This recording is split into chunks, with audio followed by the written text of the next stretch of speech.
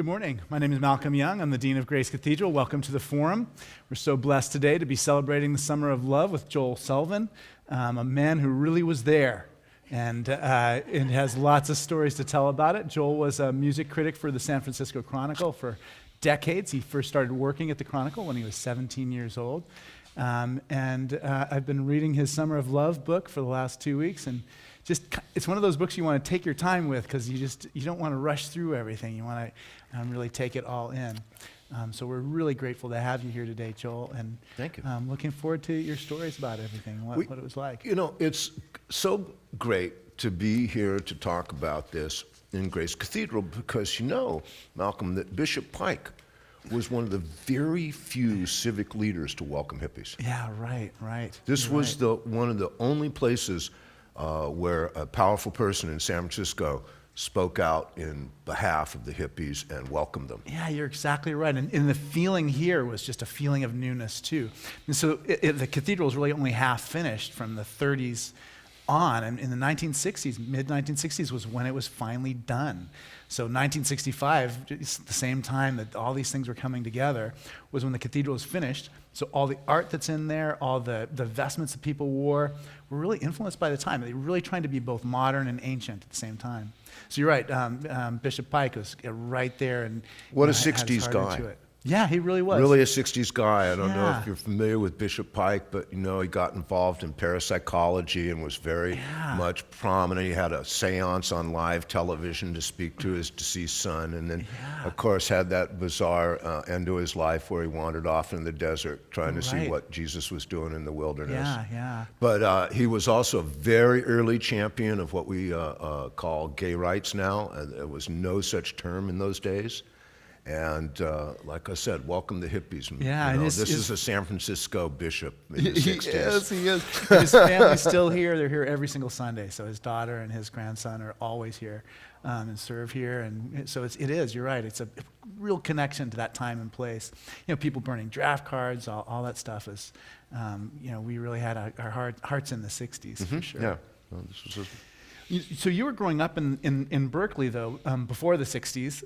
I hesitate to use the term growing up. Yeah, good point. My parents raised me. Well, that's a good. As you were a child and things. I mean, I wonder what signs you saw in your childhood that things like the Summer of Love were on the horizon. Like what? Now that you look back on it, you can probably notice just the beginnings of it. Oh, sure. Well, Berkeley was a very special environment in the 50s and 60s. And early on in the 60s, right in 1960, they fire hosed a bunch of protesters off the steps of City Hall. Yeah. And that was the beginning of outspoken political action in the Bay Area. And a number of my parents' friends were wet that day. Yeah. Oh, yeah, right. I can imagine being My involved father in was in the labor movement, so he was like sort of the square conservative in his crowd. You know, they ranged all the way out to wild-eyed communists, but there were no Republicans in my parents' circle. Yeah. You know, this is San Francisco. You know, we're very accepting of different lifestyles, Republicans less so than others. So what did you learn from your parents as they were raising you? I mean, that helped you be a newspaper man? My father started out as a Hearst man in the 30s. And what he did for the labor unions was he ran the Central Labor Council's newspaper. So my father was essentially a newspaper man all his life. Some of you look like you might have had a union job in San Francisco like in the last 40 years, maybe even subscribed to San Francisco Labor. It came in the mail a lot. And that was my father's work. He was a leader in that whole field of labor journalism. That was something that didn't exist when he started, and then became codified and institutionalized, much as when I started writing at the Chronicle, there was no such thing as music journalism. Right, exactly. So what led you to get a job at the Chronicle, and what was it like there in the early days? I mean, So I had dropped out of high school,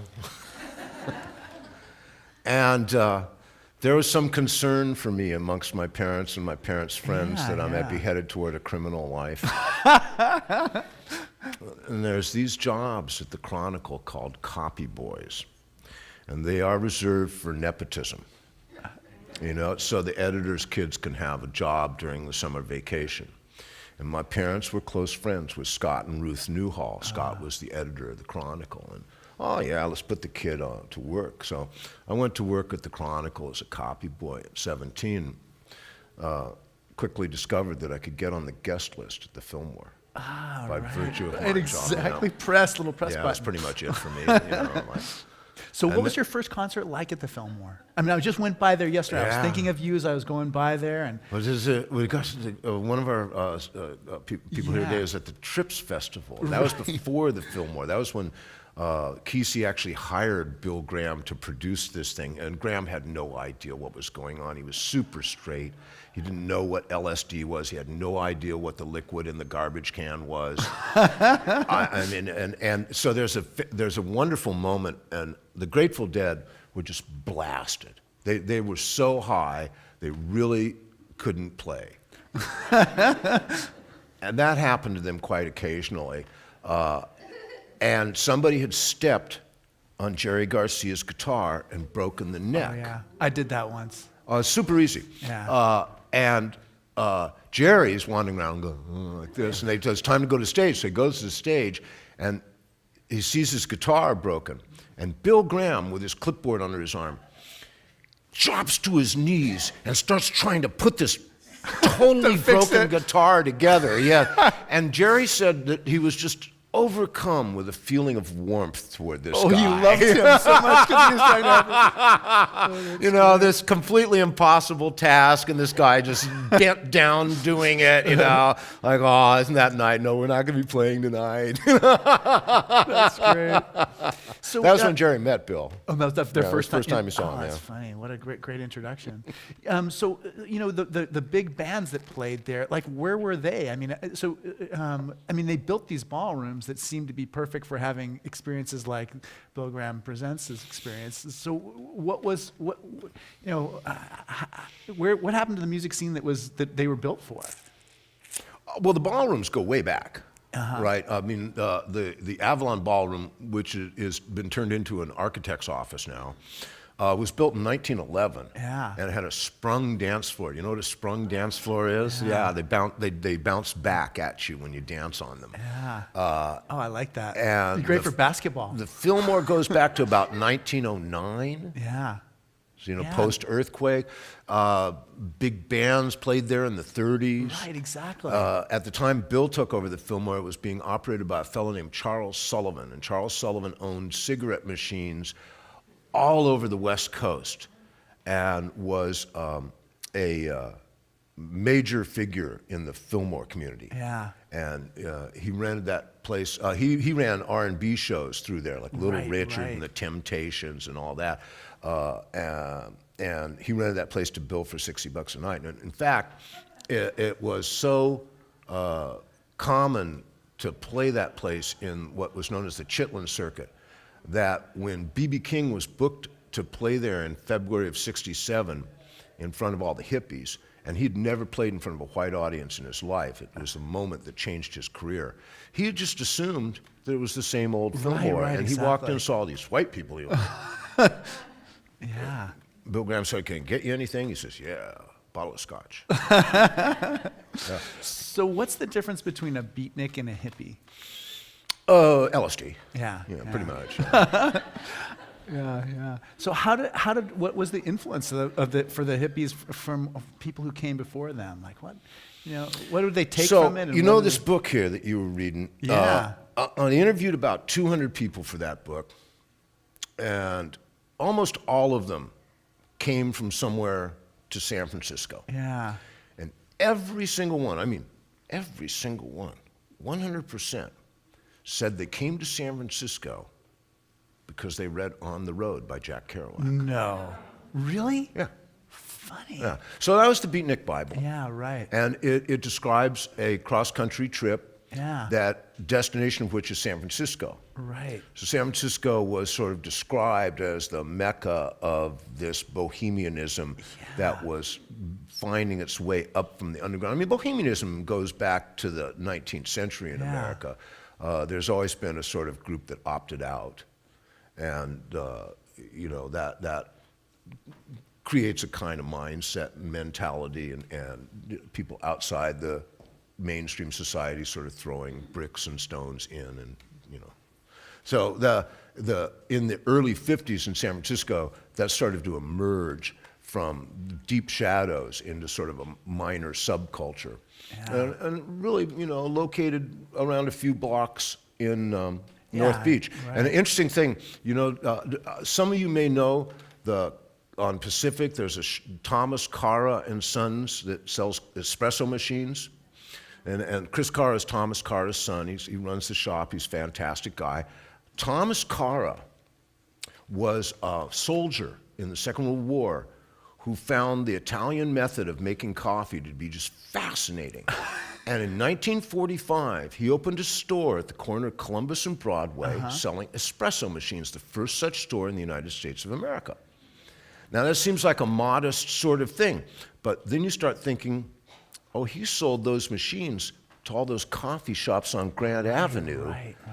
That became the center of poetry, jazz, beatniks, espresso. Thomas Cara, American hero, San Francisco native. That's great. If you go into Chris's store and the door's locked, I love this guy, you have to knock on his door, tell him I said hi. That's great. Tell us a little bit about just the San Francisco sound. I mean, the music groups that were popular in this time period, and what made them unique, and how is it different than some other region? Let me take that question on a little bit broader terms. Before we go into biographies of the bands, let me sketch something out for you that's a little bit more, diagrammatic. Chet Helms ran the Avalon Ballroom. He was sort of the anti-Bill Graham. He went out of business and never cared about money. He was a hippie visionary. Right. It was out at Ocean Beach. Later, but Avalon was at Sutter and Van Ness. But he moved out to the Family Dog. That was another disaster. But Chester's life was one disaster after another. But really, what a gorgeous guy! Gorgeous guy. Yeah. So Chester had this down that the Apollonian model of the theater contains a proscenium arch, which is the gateway to the gods through which you view the actions on stage. And there's a us and them divide between the stage, the gods behind the proscenium, and the audience. The Avalon and the Fillmore had no proscenium. And in fact, the stage at the Fillmore today is huge compared to the one that was there at the time. It was very short and very small, and there were no spotlights. There was a light show that encompassed the audience, the band, the walls, that created a massive environment. There was no light on the band. And so Chet would explain that was a Dionysian revel. And a Dionysian revel makes no distinction between performers and audience. They are all part of the whole. And that's why there's no spotlight, no proscenium. So, you talked about the bands. The bands were pointless. They were irrelevant. It was the event that was relevant. Right. Now, over the course of time, American culture seeped in, and people became noted for their star qualities, like a Janis Joplin. And bands became fans and became followers, and rather obviously the Dead began to attract this sort of peculiar group of people that went to all their shows. Exactly. The Deadheads always took Muni. I'm not lying.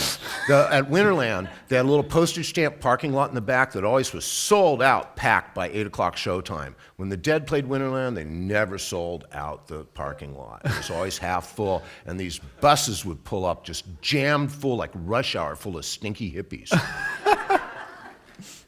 Oh, that's great. I love the Deadheads. I like that. I love that image of just and so then what happened when that star quality creeped into it? I mean, how did that change the music? The whole thing changed over the course of '67. People sat down and watched the show instead of danced and partook. They became entertainment. The drug scene changed a lot. The whole perspective changed. But in 1966, the game was on. Everybody was playing. You go into these halls. You paid $3 to get in, which was not a lot of money then. And you walked in and immediately you knew you were somewhere really special. So special that you knew everybody else knew that was in that room, and anybody who wasn't didn't. And it created an instant bond with the audience. You know, like you were saying, everybody was friends just right away. We just all knew each other. We all figured this out. We were all inside these doors. We had to be all the same thing. Yeah, in a way, it's like the difference between opera and church. In church, we want you to participate. We want you to sing along, even if you're terrible at singing. But if I go to the opera and start singing along, I'm not going to be the most popular person in my room. Malcolm, let me ask you a couple of questions as long as I'm up here. Because completely, this is a big chance. I'm so excited to be here in Grace Cathedral. And exactly. invited to talk about dirty hippies and rock and roll. You know, I come from the basement of society, and here we are up in one of the upper levels. Exactly. But the highest level. But let me ask you. I mean, are you aware that this whole thing that we're talking about had a terrifically important spiritual component? Yeah, I definitely am. I'm glad you asked that. My stories aren't as interesting, but so I am. I'm somebody who was born in the summer of love. I mean, there are people in my parents' generation who got it, and there are people who just were completely oblivious to it. And so in a way, it's almost like it's like that old surfing joke. You know, you get to the beach, and the guy says, "Oh, you should have been here yesterday." Yeah. You know, I mean, when the surf was twice as big and the winds were offshore, and it was really beautiful. So going to college in Berkeley, you know, I would look at the Grateful Dead. I'm like, you know, I can imagine really liking a band's music, but I can't imagine liking the band's music enough to go to like 40 of their concerts in a summer. So that's where I stepped into it. You know, so Alan Watts and Bishop Pike and Houston Smith, that was a really close friend of mine from Berkeley. So I'm connected to that spiritual part of it. In a way that you know, is being someone who came after and you know, wasn't there, obviously. But yeah, so I am aware of that sense. I mean, Houston Smith used to talk about, you know, taking LSD in you know, the church in Boston University Chapel and having just a profound religious experience, and then also realizing that he should never do that again. That it was, it was a one-time thing, and you know, that he could see becoming kind of a crutch for him, or you know. But yeah, so that's what I think of as, you know, in terms of this, you know, and for me, you know, that having the draft, you know, having the threat of going to Vietnam, and having kill people that you don't know, to be shot at and killed by people you don't know. I mean, I think it's kind of like the dark side that almost made what the Summer of Love is possible. And that feeling of just like, you know, the Cold War, should I register for the draft stuff? I mean, that still was part of my childhood too. But it was just... You look a little young for the draft. Yeah. Well, now I'm a little bit old for everything. The draft made political activists out of all of us. Yeah, exactly right. You know, exactly right. Suddenly we had what they call now skin in the game. Exactly. And you know what it means? It means that there's a reason to doubt everything. I mean, if all these institutions, if the United States government is going to send you to be killed in South Asia, then why should you trust the U.S. government about anything else? And then you get to questioning all those different institutions. And yeah, I think it had there was a driving force. That part of it was a really major part of it. The hypocrisy of American life in the mid-'60s was abundantly evident to young people, and it wasn't just Vietnam. I think the first thing that came up was the civil rights movement and the recognition that not all of our citizens were treated with equanimity, and that there was powerful forces that were keeping that way. That was the beginning of that.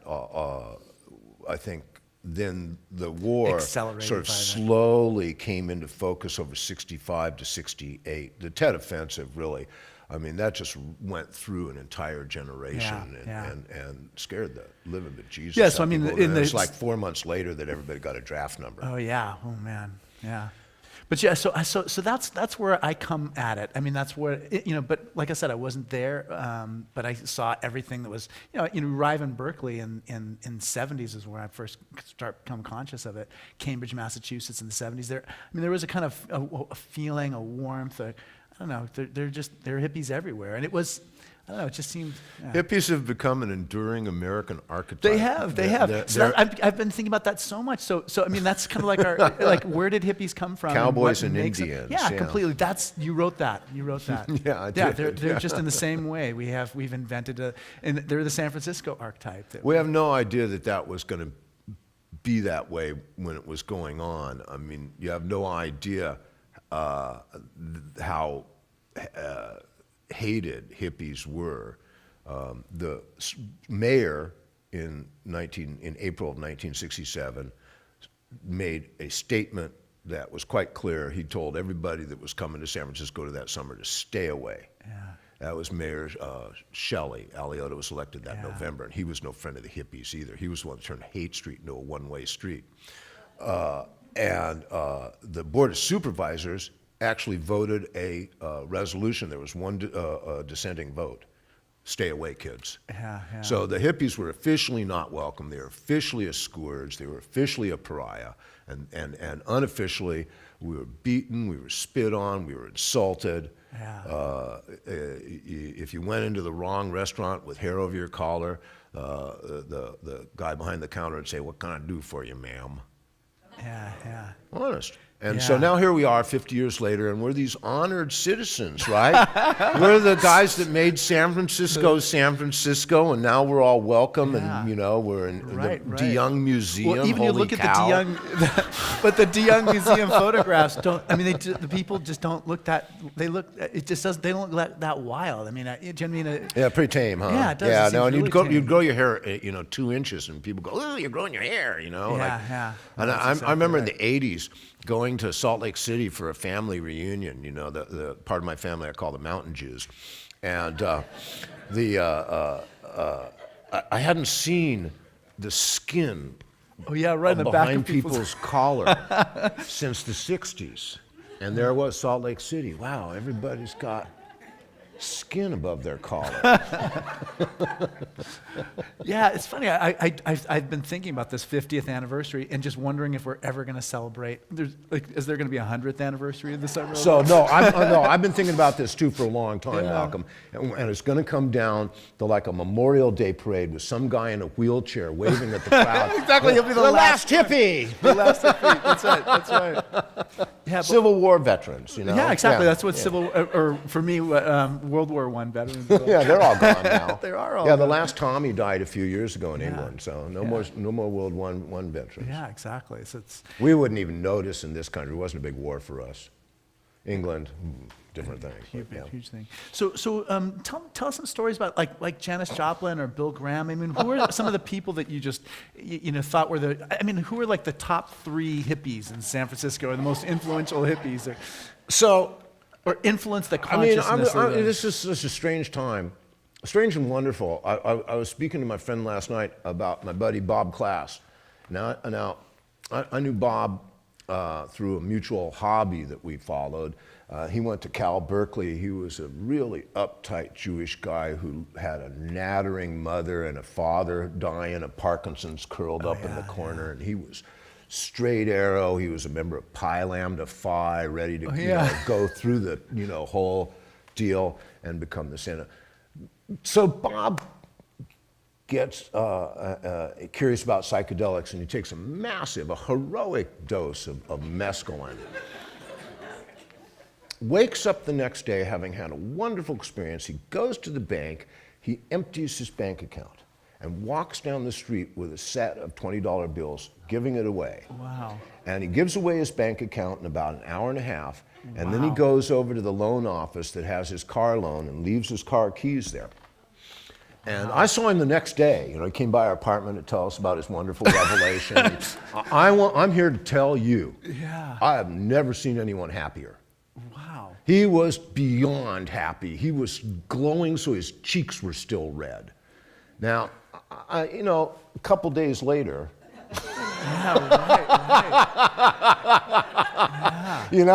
but I mean, this was like, I don't want to say this was a common occurrence, but we all understood it. We took it in stride. I remember sitting around the apartment going, "Oh, great, Bob, this is fantastic. You gave away all your money." Well, it's a first step. Oh, that's great. What's the next step? So yeah, we have this great archetype, and Bob got it. You know, Bob got it. Bob got it. Bob. But who invented that archetype? Like, how did it come to be? Like, who decided that hippies were gonna wear tie dye or have long hair? Or, I mean, like, how did that come into being? How did you invent? I mean, So all of this emanates from the 1964 production of the first private synthesis of LSD. LSD, yeah. And that's our man, Augustus Stanley Owsley III. Right. And he sat over in Dow Library, where you've spent plenty of time yourself, Yeah. for 2 weeks. Doe Library. Oh, okay, Doe, yeah. But yeah, it was the only mistake that you made. Yeah, he sat over there Yeah, and for read 2 the weeks books. reading scientific data Yeah. and then made I can this see stuff. why you say Dow too. I mean, chemical and. But yeah, so he's there two we have weeks problems reading with the the books, Dow like guys in looking at all the. Berkeley. Yeah, he figured it out, and he makes the LSD in 1964 in Berkeley, and that's the beginning of Bear Laboratories. And Bear Laboratories manufacture, we're not sure, somewhere between the first million and first 5 million doses of LSD that came out of Berkeley. So it didn't really, it sort of spread, sort of seeped out of Berkeley in 1964. And I can't overstate the significance of LSD for a cultural catalyst in San Francisco in 1965. And you wonder, well, where'd the tie-dye come from? Well, colors suddenly became important. Right. There was a sybaritic side to this, there's no question. And as with all utopian movements, this whole thing was quickly undermined by the non-responsive individuals that were attracted to this. But in addition to this sybaritic side, there was a profound and important spiritual element. Right. Very important. And this was the beginning of a new community. And that was the seed of the new community. And very quickly, people that had the LSD experience sought out other people who had had the LSD experience. Right. And then there came to be these centers of activity where people could congregate, like the acid test. I mean, Ken Kesey was one of the original LSD evangelists. He encountered it in being a hospital volunteer down in Stanford in experiments being run by the CIA, who once during the 50s, they were fascinated with LSD, sprayed a cloud of it over San Francisco to see how it would disperse in civilian populations. Why'd they pick San Francisco? I don't know. This was where you sprayed the LSD, not Topeka, Right. Don't do it in Topeka.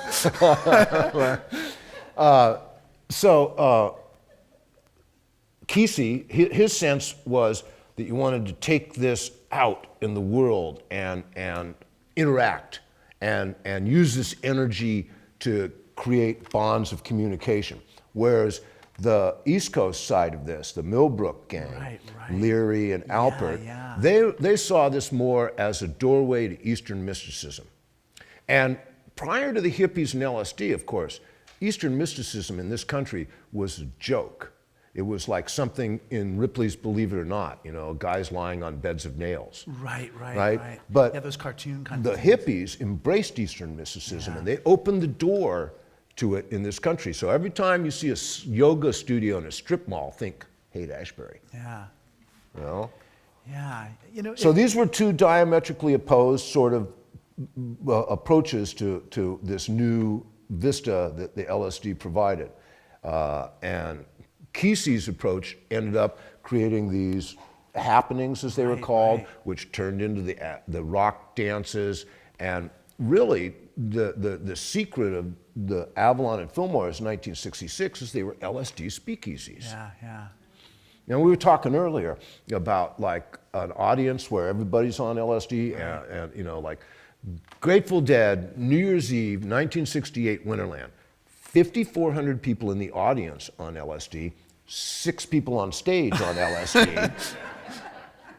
Very sensitive, in tune environment. Yeah. Very. Talk about group mind. Right. Right there in front of you, you could feel it. Everybody was just completely locked in to the collective subconscious, and I've never had that experience anywhere else. You know, I mean, Tom Wolfe's book, Electric Kool-Aid Acid Test. Written by someone who obviously didn't take LSD. Yeah, I wonder, you know, like, what did you like about it? What did you hate about it? Loved the book. Tom Wolfe's a hero to me. Yeah. I just find the guy's writing so vital and robust, and so The Right Stuff is one of the great epic American histories. Yeah. He's just a brilliant guy, and writing that book, Bonfire Vanities to the Deadline, because he wanted to see how Dickens did it. I mean, you just, as a writer, you just sit back and go, wow, dude. And he dresses so well. I know, completely. The Electric Kool-Aid Acid Test is a wonderful book. Yeah. But it's clueless. Yeah. It's a guy standing there saying, look at all these clowns, without knowing what the joke is. Right, exactly. Yeah. Well, that's the way he, he wrote the Pump House Gang about surfing, and it's the same thing. He's just a total outsider, and you do appreciate his facility with language, but it's hard for him to understand. And that's why I always wondered about The Right Stuff. Like, how is that right? Is that I heard Yeager talk about it, Oh, yeah. and also had a conversation with Al Warden about it. And there's another guy, Buzz Aldrin. I've talked to all three of those guys. And what did they about say? it. They said Warden said the guy spoke to him for 4 hours, never took a note, and repeated verbatim what he said in the Rolling Stone article. He was just astonished. Said the guy has a tape recorder in his brain. Aldrin said that the guy described what it was like to be on the moon as well as he's ever read it. Wow. And Yeager made fun of him for making him out as a hero. That's so Yeager, though, isn't it? I'm no hero. Exactly. That's great. So going forward, I mean, as the music became more popular across the country, I mean, how did that affect the scene? You said like a little thing, like it attracted people who were non-responsive. Yeah. So that's, I mean, we talked a little about the beginning of this, like the seed of this. So what happened as time went on and the non-responsives became more involved? So it's about April 1967, and I'm sitting in an apartment in Berkeley with a bunch of friends, and we're talking about what's going on. This was a very common thing. Pretty much we talked about it every day. It was happening. It was right in front of us. It was a significant issue in our daily lives. So this is all being processed. And we're sitting there talking about this, and this guy says, it's April. This guy says, you know, I hear 100,000 people are coming to San Francisco this summer. Everybody goes, yeah. And one guy says, now, if we can just figure out how to get $1 from each one of them. So this set off alarm bells in my head. I'm like, wait, this isn't what we were talking about. No, oh dear. Our little thing is going to be grossly misunderstood by all these Americans who have failed to evolve their consciousness. Oh dear, I'm leaving town. So I went to Indiana in June. Oh, wow. And I spent the summer in a small town in Indiana where there were no hippies and no pot, no LSD. It was a dreadful time. But I missed this whole thing. Yeah, right. Right? And what happened was that these people did indeed descend on the Haight-Ashbury, and they were not the pilgrims that we wanted.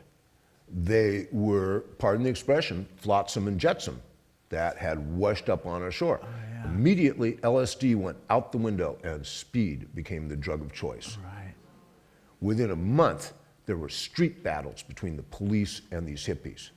Now, the cops didn't like the hippies in '66, but they didn't fight. Hippies were not violent. They tamed the Hells Angels.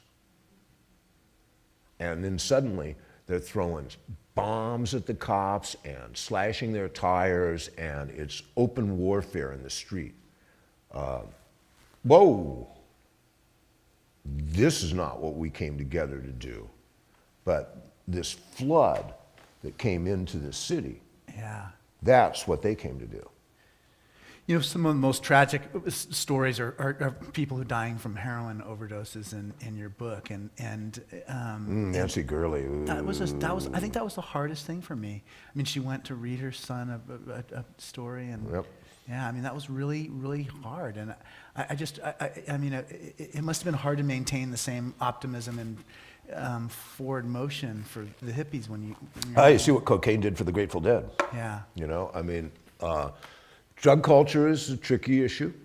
And by the way, I rarely, and I'm conscientious about not referring to LSD as a drug. Have I done that here this morning? Because it's a chemical. Yeah. It doesn't act like a drug. A drug masks natural events in your system.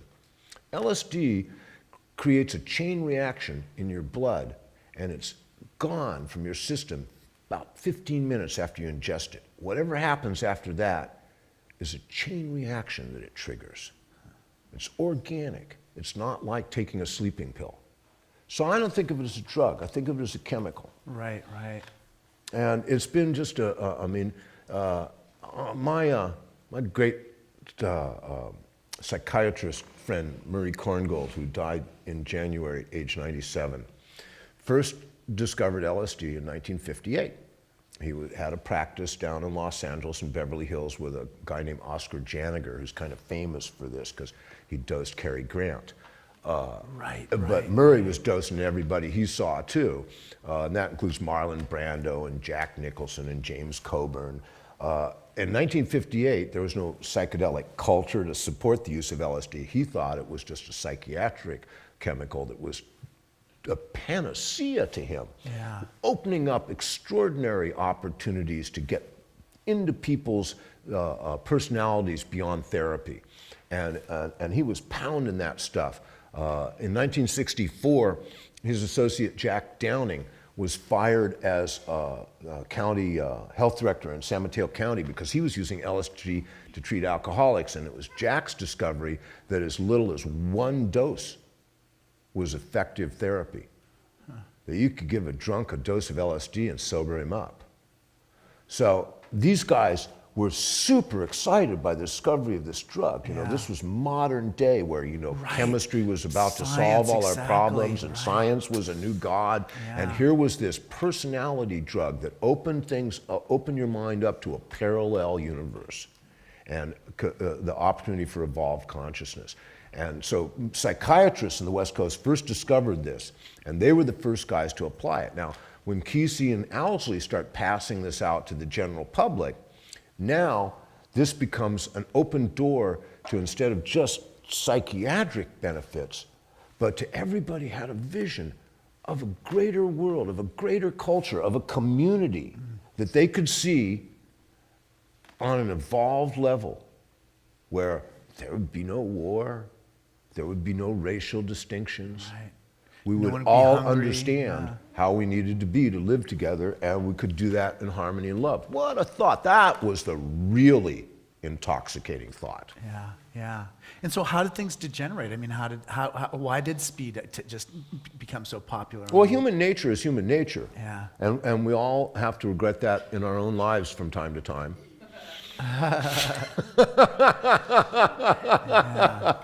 But to ask an entire community to live up to their best selves and their highest aspirations is really a challenge.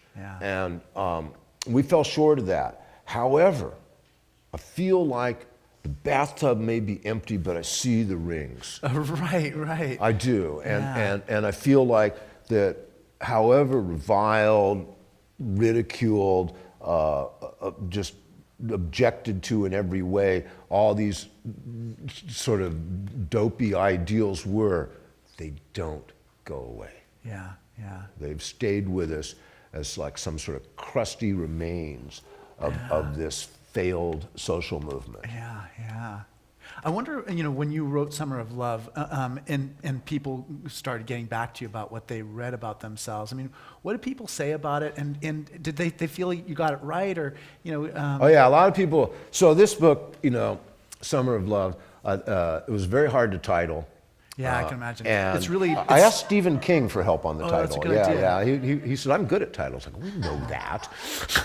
I'm terrible at titles because sermons don't have titles. You know, I mean, You're lucky, you. Yeah, I'm really lucky. I never had to write the headlines either. Yeah, I would be terrible at that. But this book, people pick it up thinking it's going to be about the girls dancing barefoot in the park. Right.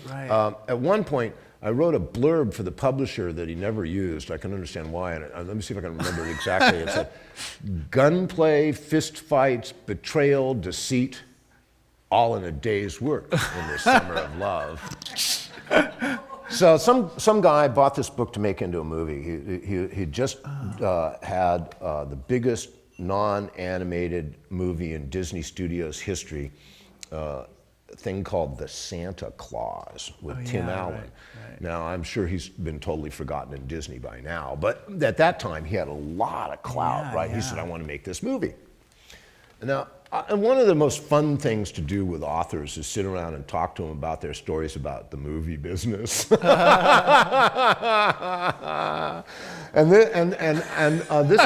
guy was great. He was so enthusiastic. And he's on the phone and paid me a lot of money and calling me all the time. And so I said to him, I said, but Richard, the movie you're making, I mean, this sounds kind of like a happy, dippy, hippie frolic. I mean, my book's kind of dark. Yeah, right. He said, yeah, I know, I didn't finish it.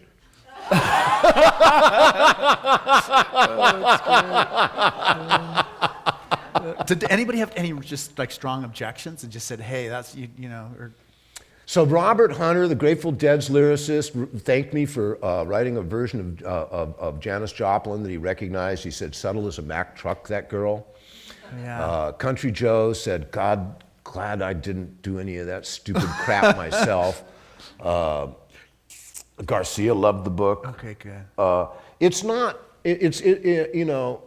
My mission when I went into this book was I wanted to know what it was like to be those people, like to be the Jefferson Airplane when you are suddenly, the heaviest hippie in the world. Yeah, right. What was that like? And the fact is, it led to a lot of really outrageous behavior and personal grief and all kinds of insanity. Well, just tensions between people who had been good friends before. All that. And that's what it was. That's just stuff writers love. Yeah.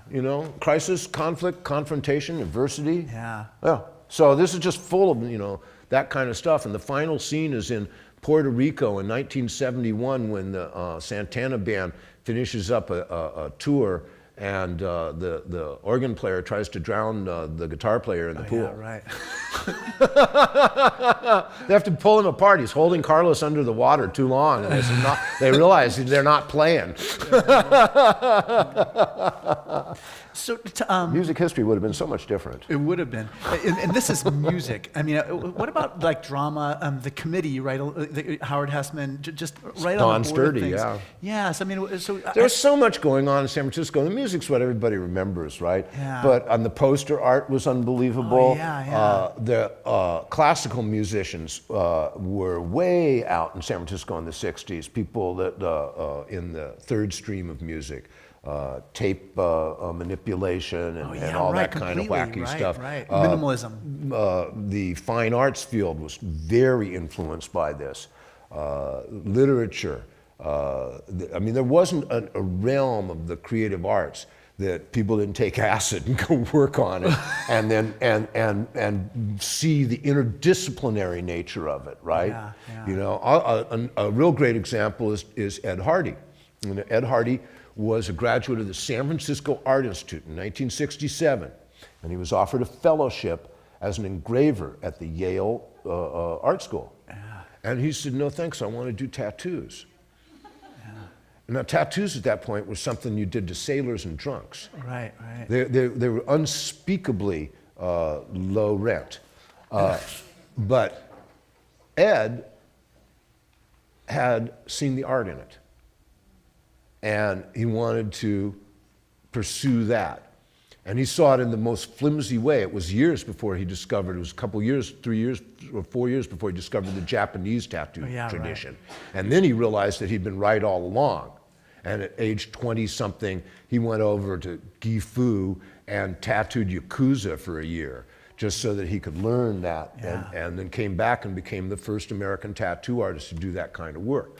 So, Summer of Love, hippies, San Francisco free thinking led to the modern tattoo. Yeah, right. And that's just one of the I remember the streams that first come time out. I ever saw What about Whole Foods and organic thing? yeah, right. I mean, I remember those hippies on Mission Street when they started Rainbow Grocery. Anybody else remember that joint?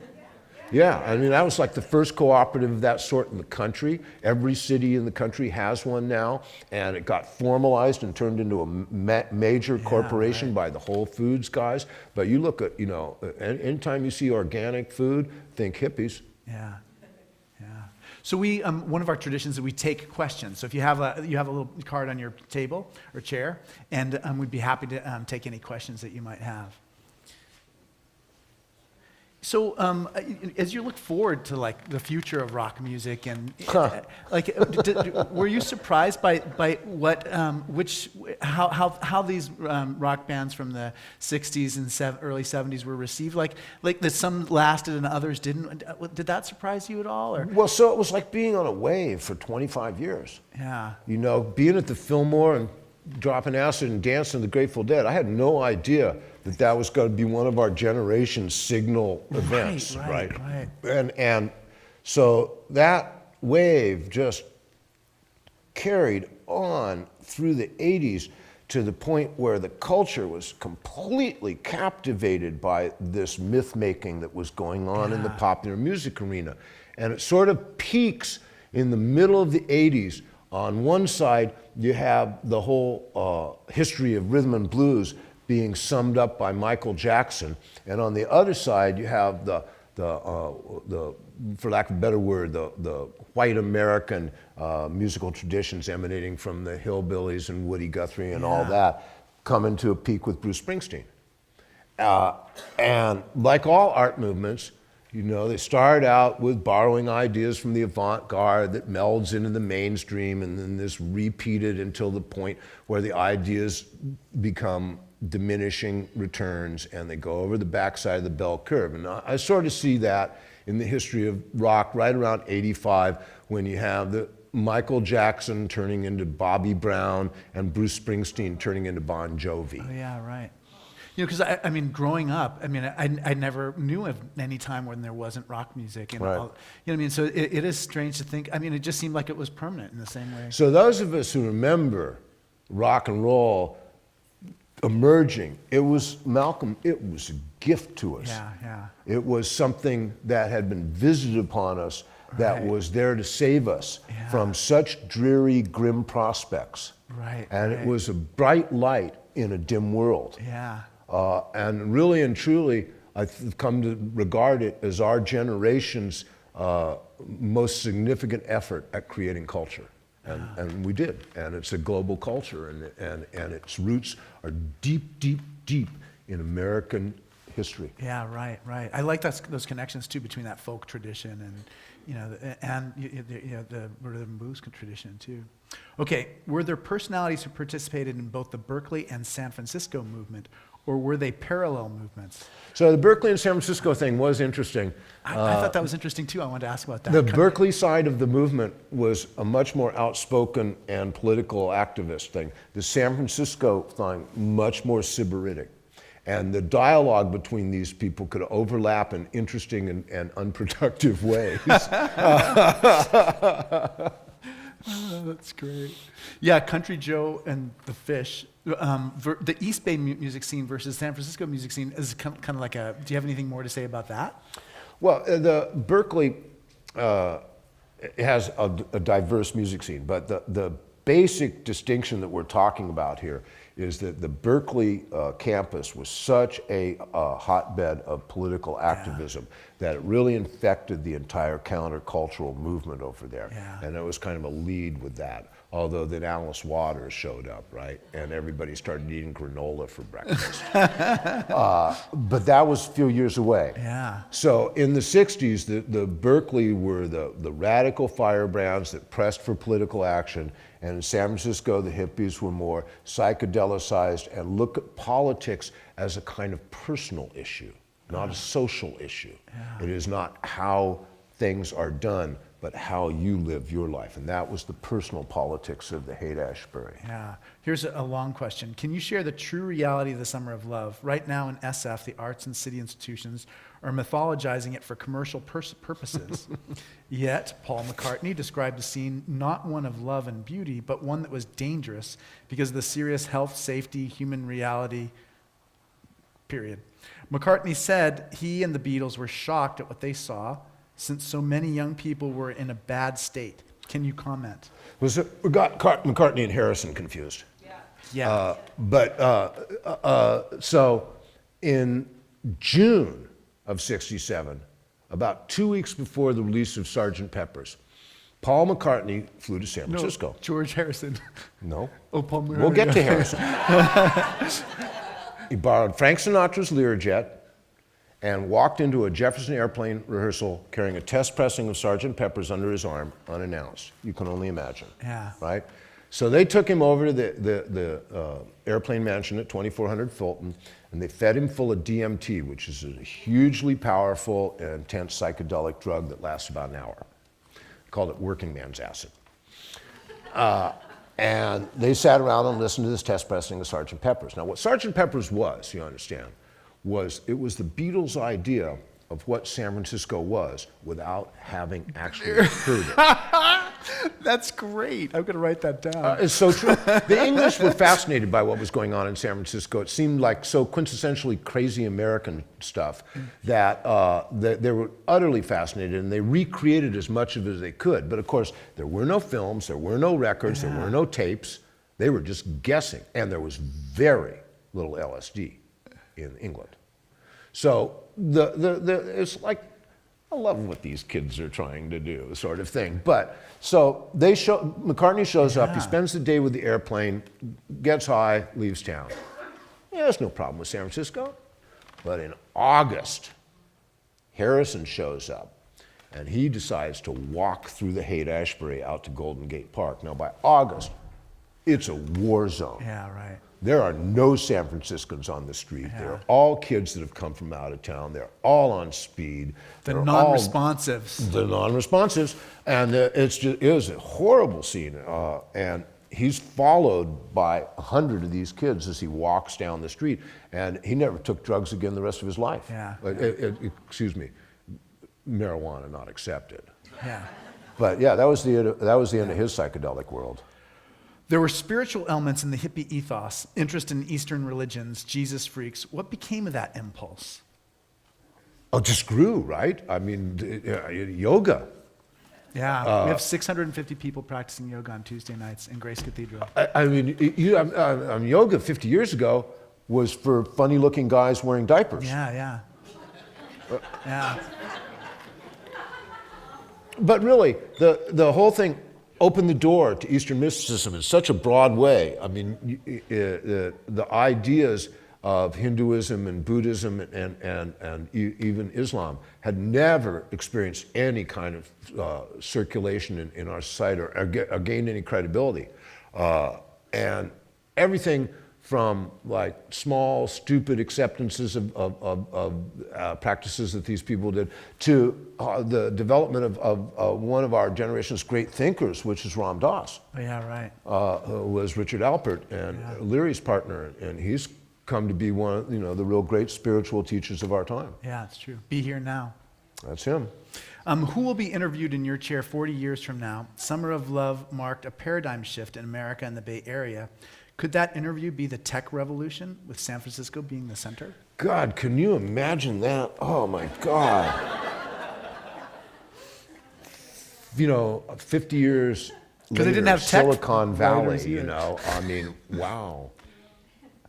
Yeah, well, I remember in the 80s they said comedy was the new rock. And certainly, it seemed that way for a moment with this tremendous amount of talent that sort of emerged out of nowhere, most notably Robin. But tech has had such an impact on our city's culture. I used to think that the most dramatic change in our life in San Francisco in my lifetime was the AIDS Oh yeah, that's true.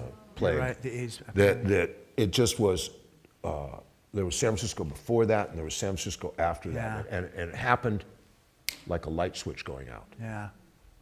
One night you're out and the restaurants and clubs are full, and the next night you're out and there's about a third missing. Yeah.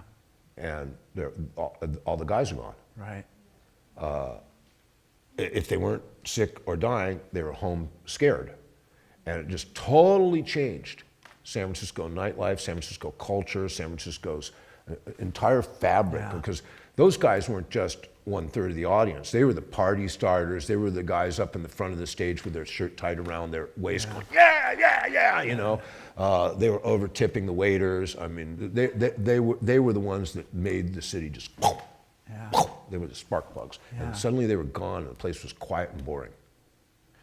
What's And the that's when the dot-commers showed up, and they were just a complete drag. They were these super serious little kids that stayed in their jobs until 10 o'clock at night. They came out, had dinner at some expensive brew pub, and then at midnight, they went out to do clubs. And what they wanted to hear in the clubs was they wanted to hear ironic bands, like disco bands or new Ironic wave bands. And so it was the end of the original music scene in San Francisco. That was it. Boom. They killed it. And so now we have these humorless hipsters that are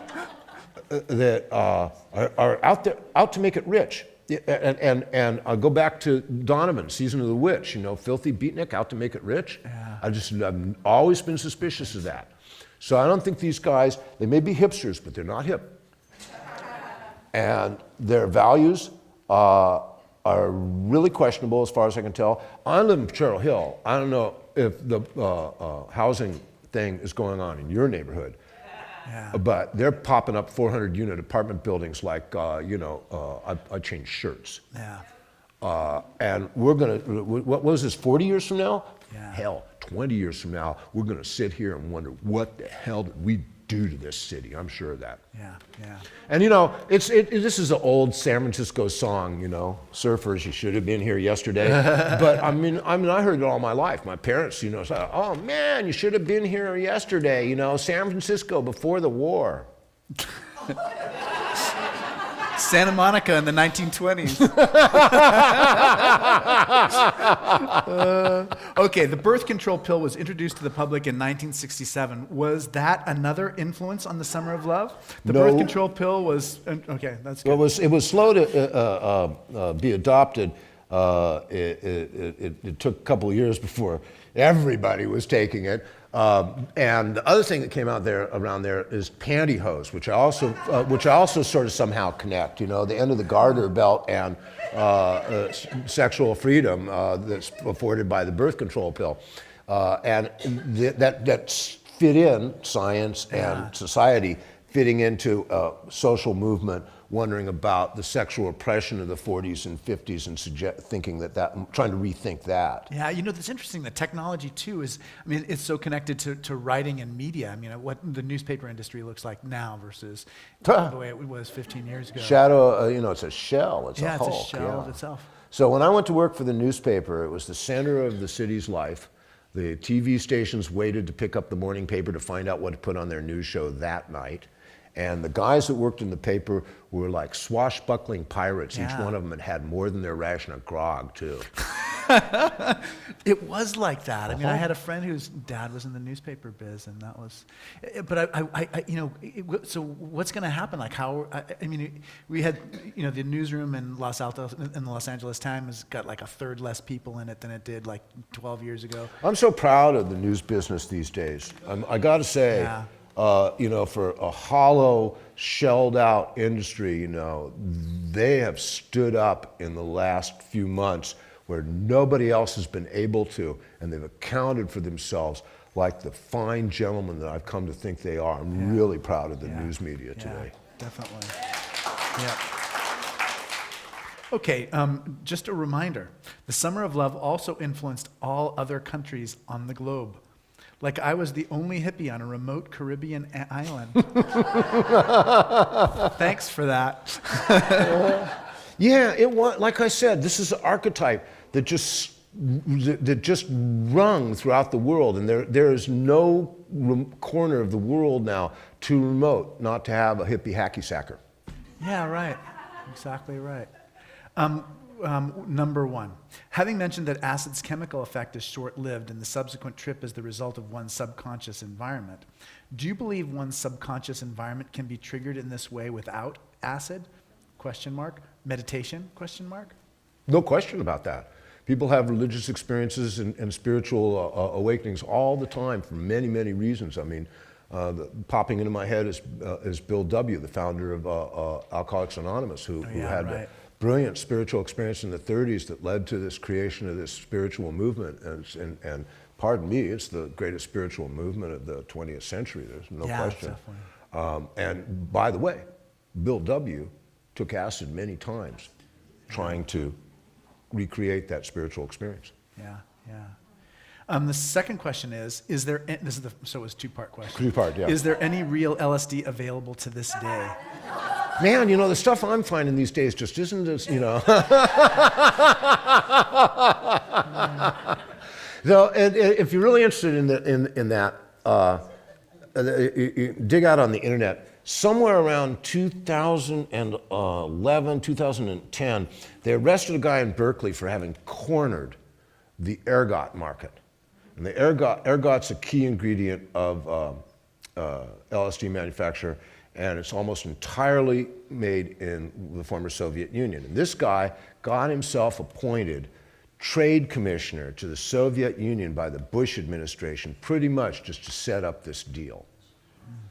And it's one of the most amazing, bold, crazy criminal enterprises I've ever read about. And it caused the LSD market to just disappear entirely around 2010 because he had all the stuff and nobody could make LSD but him.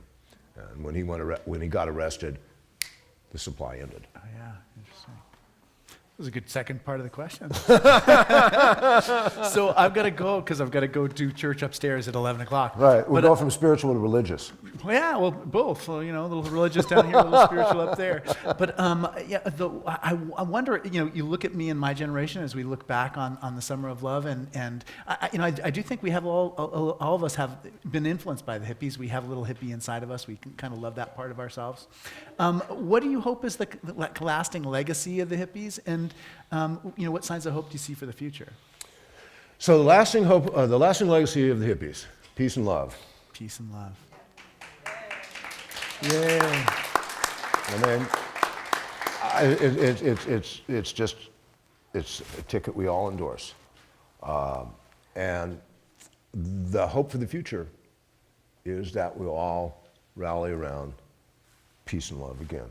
Yeah. They are enduring virtues. Yeah, they are.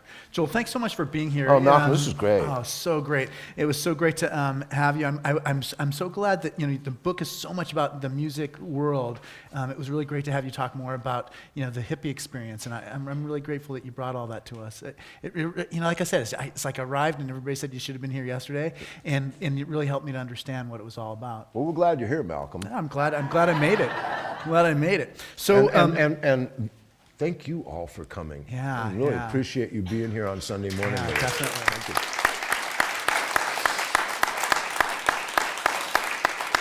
So this is our last forum for the spring. We'll be reconvening in the fall. I think Garrison Keeler, I think he's our first one for the next season. But we do rely on your donations. If you can make a gift to the forum, it helps us to be able to support it. Church will be starting at 11, and look forward to Joel Selvin there's a lot on the internet if you want to find out his take on a particular musician or a particular experience. Fools' names and fools' faces. Easy to find him. So thank you so much, Joel, for everything today. Great. Thank you, Malcolm. Thank you. This was a pleasure. Oh, such a blessing. Don't forget your hat.